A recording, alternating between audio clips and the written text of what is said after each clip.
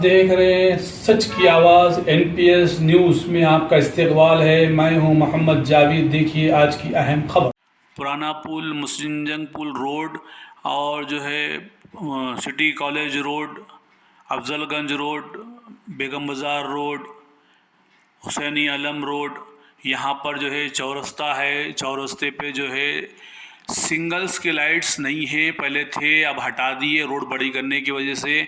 मगर जो है पब्लिक को बहुत तकलीफ़ और दुश्वारी हो रही है। वहाँ पर सिंगल्स के लाइट किसी हालत में किसी भी कंडीशन में डाला जाए, पब्लिक की अपील है ये। और जो पुलिस के जो है खड़े हुए हैं ट्रैफिक पुलिस के जवाना, उनके ऊपर से एक दो जवान घायल हो गए। गाड़ियाँ वालों को जो है हाथ बता के रोक रहे तो गाड़ियाँ नहीं रुक रहे और पाँव पे से चले जा रहे।